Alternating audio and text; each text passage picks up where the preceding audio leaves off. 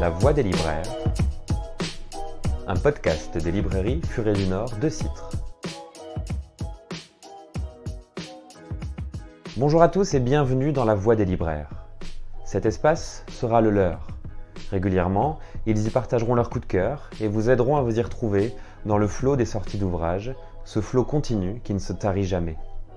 Dans ce premier épisode, retrouvez Estelle, Léa, Thomas, Martine, Dilamar, Virginie, Laura ou encore Cindy, des visages que vous avez peut-être l'habitude de croiser dans nos librairies. Ici, ce sera leur voix, et uniquement leur voix, qui vous serviront de guide. Un western féministe, un classique de la littérature anglaise, un livre bouleversant sur les bébés prématurés. Les thématiques sont vastes, les pistes sont nombreuses, et si vous vous demandez quel livre lire en ce moment, quelle pépite sera votre prochaine lecture, vous êtes au bon endroit.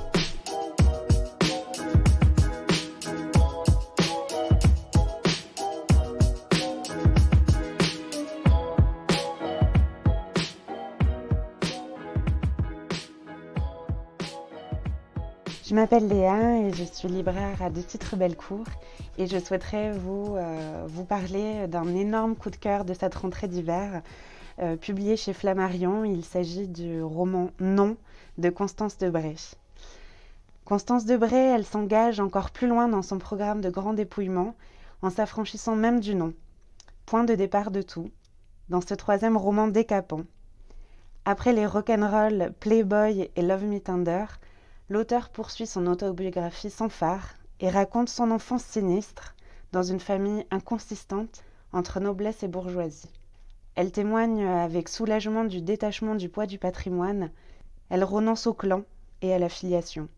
Impensable pour certains, envié par d'autres, ce retour à l'essentiel, à l'indispensable pour soi, nécessite de se débarrasser de tous les ornements de la vie sociale.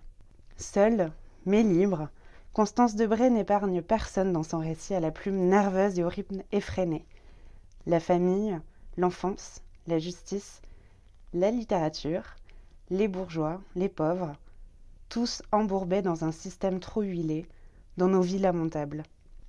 C'est un texte impertinent, radical, mais nécessaire, qui bousculera plus d'un lecteur et donnera des ailes à certains. Publié aux éditions Mu, Léa nous parle maintenant de Retour à Malataverne, un roman de Pierre Léoté. Quand Robert Payot sort de prison, on ne lui déroule pas le tapis rouge. Son retour au village, à Sainte-Luce, dans les monts du Lyonnais, signe sa double peine. Il reste un criminel aux yeux de tous. Ou presque, car certains savent que cette condamnation n'était pas tout à fait juste. Sa réapparition après ces années de réclusion extirpe la bourgade de sa torpeur en remuant le passé, au risque de révéler les plus vieux secrets de chacun des habitants.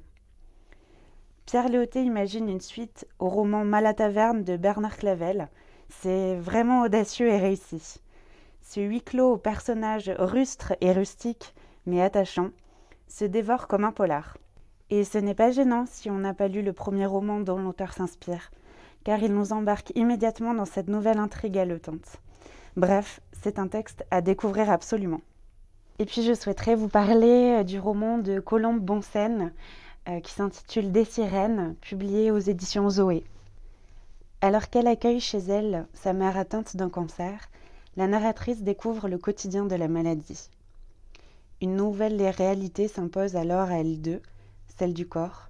Il exige son vocabulaire, ses gestes, ses nouveaux rituels et crée une intimité inédite. La jeune femme raconte cette parenthèse hors du temps, en décalage avec le monde extérieur. Si elle n'a pas coupé avec toute vie sociale, ses rencontres ne sont plus tout à fait les mêmes. Comme si à présent, chacune avait une résonance logique, un sens avec son histoire. Est-ce le hasard ou notre instinct qui met sur notre chemin les bonnes personnes au bon moment ?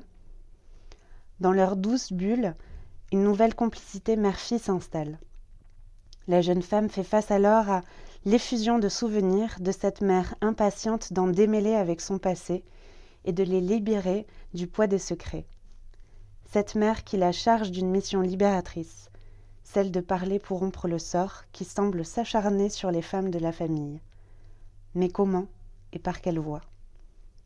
C'est un roman terriblement sensible et émouvant qui aborde la question de l'accompagnement aux soins avec beaucoup de pudeur et de délicatesse.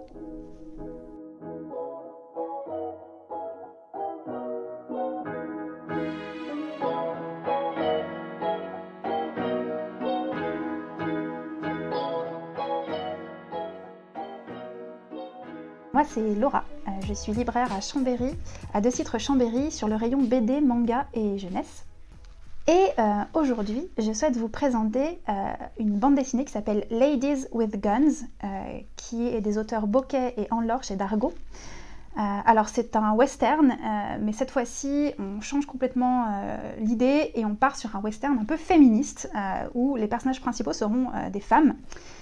Donc on suit 5 femmes qui vont se retrouver unies malgré leurs différences. Donc on a une amérindienne, une fille de joie, comme on peut dire, une bourgeoise et une institutrice à la retraite, qui vont sauver la vie d'une jeune esclave qui est poursuivie pour avoir écourté, entre guillemets, l'engin d'un maître qui s'apprêtait à la violer. Donc ce sont 5 femmes armées qui vont faire face à tout un univers complètement machiste, et c'est extraordinaire, c'est un vrai cocktail explosif, c'est plein d'action, c'est un vrai western et une vraie surprise en ce début d'année. J'aimerais vous parler d'un livre qui s'appelle Inheritance Games de Jennifer Lynn Barnes, c'est chez PKJ. Alors, ça parle de quoi? On commence avec Avery, qui est une jeune lycéenne en galère. Elle oscille entre les petits boulots et la vie à la maison avec sa sœur. Et un jour, il y a un beau garçon qui va débarquer dans son lycée pour lui annoncer qu'elle a hérité d'un milliardaire américain, que c'est la seule à avoir hérité de toute sa fortune, et que pour comprendre ce qui se passe, il faut qu'elle déménage aux États-Unis et qu'elle vienne vivre pendant 1 an dans le manoir de la famille, et au bout de ces 1 an, elle pourra enfin hériter du pactole. Malheureusement, voilà, elle va tomber sur toute une famille qui n'a pas du tout envie qu'elle hérite, puisque normalement ça leur revient. Donc ils vont lui mettre des bâtons dans les roues, et surtout il y a tout ce mystère autour de pourquoi elle qui ne connaît pas du tout ce milliardaire, qui n'a aucun lien avec eux, et qu'est-ce qui va se passer. Il y a un petit peu de romance aussi, donc voilà, c'est très sympa, très agréable à lire, il y a plein de rebondissements, il y a beaucoup d'énigmes à l'intérieur, et c'est une belle surprise aussi pour ce début d'année. Laura nous présente enfin Léviathan de Shiro Kuroy, un manga horrifique et de science-fiction qui se déroule dans l'espace. On suit un équipage de pilleurs qui va aborder l'épave d'un vaisseau de croisière perdu dans l'immensité de l'espace. Et à l'intérieur, ils vont trouver un carnet d'un des anciens passagers. Et en le lisant, en parcourant ce carnet, ça va leur donner un aperçu un peu glaçant des derniers instants des passagers. Et ils s'apprêtent à découvrir des choses qui vont remettre en question toute leur expédition. Et donc c'est une double temporalité où on a d'un côté les explorateurs dans le vaisseau, et de l'autre côté on a des flashbacks sur ce qui s'est réellement passé. Donc c'est un voyage scolaire qui a complètement tourné au drame, et c'est extraordinaire, c'est hyper efficace.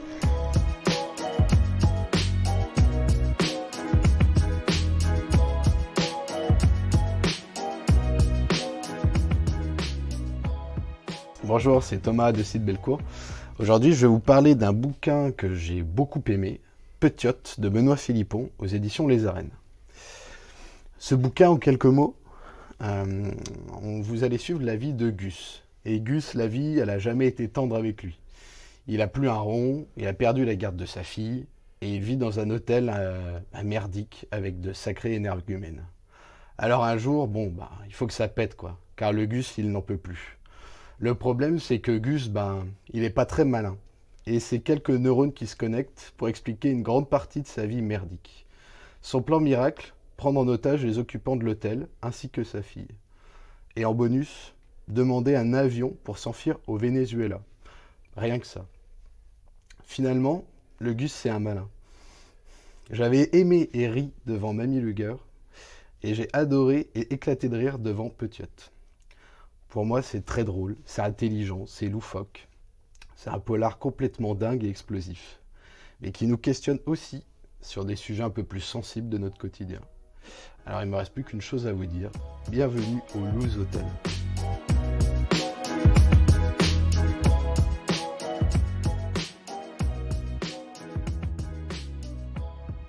Je suis Virginie, directrice adjointe à De Citre Chambéry. Je vais vous présenter Les Nuits bleues de Anne-Fleur Multon aux éditions de l'Observatoire. Alors dans Les Nuits bleues, Anne-Fleur Multon nous offre un récit à la fois grandiose et intimiste. C'est construit de chapitres courts au titre très évocateur. L'autrice nous raconte les débuts de son histoire d'amour avec Sarah, rencontrée quelque temps avant le confinement. Lorsque l'une s'installe chez l'autre, c'est le début de leur histoire et de toutes ces premières fois inoubliables. L'alchimie entre elles est évidente et chaque jour est l'occasion d'en découvrir plus sur l'autre. L'écriture est vraiment touchante, poétique. Ce roman nous emporte, l'histoire nous envoûte. Une vraie passion à découvrir sans attendre. On reste avec Virginie qui nous présente Peau à peau d'Héloïse Desmonstiers aux éditions Buchet-Chastel. Peau à peau, c'est le récit bouleversant d'une femme, d'une future mère, d'un enfant prématuré. C'est vraiment autobiographique. Ça se passe à Chambéry, bien malgré elle, mais ça se passe à Chambéry, donc ça c'est une histoire qui nous touche.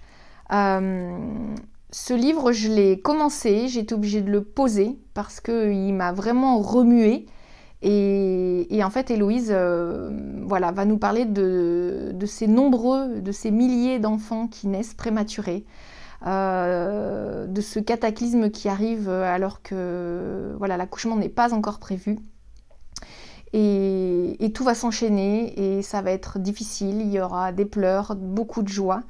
Et on va découvrir cette partie de la maternité qu'on connaît peu, dont on parle peu, et qui pourtant touche des milliers de familles. C'est un texte magnifique, c'est très bien écrit. Et on est d'ailleurs ravis de recevoir Héloïse Desmonstiers à la librairie De Citre de Chambéry le 19 mars pour une rencontre. Et c'est vraiment un texte qui mérite d'être défendu et d'être lu.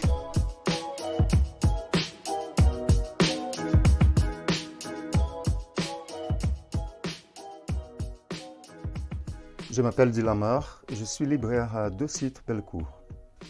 Aujourd'hui, j'aimerais vous parler du Pain perdu d'Edith Bruck et aux éditions du Sous-sol. Cela débute sous la forme d'un conte primé-sautier. On suit la petite fille aux pieds nus dans ses errances et ses rêveries quotidiennes. Puis, cela se densifie, la tension monte et les contes glissent définitivement vers le récit glaçant, émouvant à plus d'un titre, de l'expérience des millions de femmes et d'hommes, d'enfants, de vieillards, victimes du nazisme. On est en plein cœur de l'indicible. On tremble en avançant aux côtés de cette fille dont la force de vie reste, malgré ses souffrances, intacte. Tout va vite dans cette rétrospective, mais l'émotion, la précision sont là. Et le dernier chapitre est un chapitre coup de poing. Un court texte essentiel par ces jours dangereux qui courent. Dilamar vous conseille également Une chambre au soleil de John Brain, publié aux éditions du Typhon, petite maison d'édition marseillaise à découvrir. Il s'agit d'une histoire un peu folle, celle de Joe Lampton, narrateur et protagoniste, qui entame une quête folle et logique. Folle de par son ambition, logique de par son origine. Issu des parents ouvriers et ne supportant plus sa pauvreté, il va se lancer dans une sorte de ruée vers l'or, avec cynisme et calcul certes, mais pas sans déchirement intérieur. Entre la nausée, la vérité et les bonheurs innocents, voilà un très beau roman dont la force inattendue, celle d'un ouragan, nous emporte. Il s'agit d'un classique de la littérature anglaise à redécouvrir de toute urgence.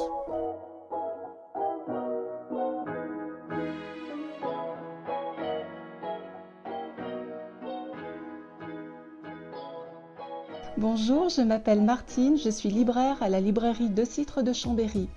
Je voulais vous parler du roman de Clara Dupont-Mono, S'adapter aux éditions Stock. Dans ce roman, l'auteur s'est inspiré de sa propre histoire, l'histoire d'un enfant différent, toujours allongé, aux yeux noirs qui flottent, un enfant handicapé qui trace une frontière invisible entre sa famille et les autres. Les pierres de la cour témoignent, racontent l'histoire de cette famille, comme dans les contes. La force vient des enfants dans ce roman, de l'amour fou de l'aîné qui protégera ses frères, ce frère envers et contre tous, qui mettra entre parenthèses sa propre vie. La cadette révoltée qui rejettera ce frère si différent, elle en aura honte. Le dernier, celui qui arrivera après et qui saura réconcilier les histoires et les souffrances des uns et des autres. C'est un livre magnifique, plein de poésie, d'amour, de liens filiaux, mais aussi un rapport important à ce qui nous entoure. La nature est très présente, apaisante dans cette histoire. J'ai passé un magnifique moment. C'est un roman dont on ressort grandi. On enchaîne avec Estelle, libraire jeunesse à Chambéry. Le roman que je veux vous présenter me tient particulièrement à cœur. Il s'agit de Une pour toutes de Jean-Laurent Del Socorro, aux éditions L'École des loisirs, à partir de 15 ans. Julie, notre héroïne, parcourt le XVIIe siècle tel un électron libre. Elle fait de l'escrime, elle chante de l'opéra sur les plus grandes scènes, elle aime follement ses amants, hommes et femmes, même si certains ne sont que de passage. C'est une femme indépendante, elle combat pour garder cette liberté et les préjugés auxquels elle fait face dans de nombreuses et folles aventures. Ce qu'il y a de mieux dans cette histoire, c'est qu'elle a réellement existé.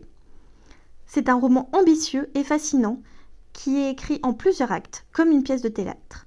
Tout est limpide, le récit s'enchaîne.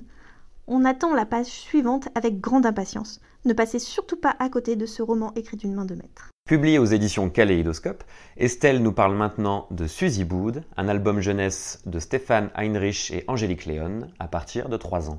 Suzy est un chat qui a une vie de rêve. Elle a une jolie maison pleine de jouets, des coussins, de la crème au beurre au dîner. Mais petit souci, elle boude tout le temps. Matin, midi et soir, rien n'est jamais assez bien pour elle. Jusqu'au jour où elle va rencontrer Florian, un chat, qui boude aussi. Du coup, elle va se rendre compte que, en fait, bouder, c'est quand même bien de le faire à deux.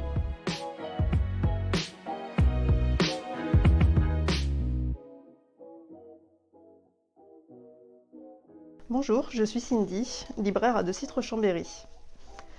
Je vais vous parler de La bibliothèque de minuit de Matt Haig aux éditions Mazarine.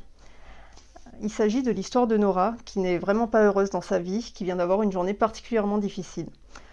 En bref, elle n'en peut plus et elle décide d'en finir. Donc elle va faire une tentative de suicide et alors qu'elle est entre la vie et la mort, elle se retrouve dans la bibliothèque de minuit. Là, en choisissant un livre, elle peut alors explorer les différentes vies qu'elle aurait eues si elle avait fait des choix différents. J'ai tout simplement adoré, c'est une très jolie histoire qui nous incite à aller de l'avant même dans les moments difficiles. Et ce livre fait également référence à la théorie des univers multiples, ce que personnellement je trouve passionnant. Nora est un personnage très attachant auquel il est facile de s'identifier. C'est un livre au scénario original, très addictif, rempli d'optimisme. En bref, c'est un roman qui fait du bien. Voilà, c'est la fin de ce premier épisode de La Voix des libraires, un podcast des librairies Furet du Nord de Citre. Vous retrouverez tous les livres qui viennent d'être chroniqués dans la description du podcast et évidemment dans nos librairies et sur nos sites internet decitre.fr et furet.com. À très vite pour d'autres coups de cœur libraires.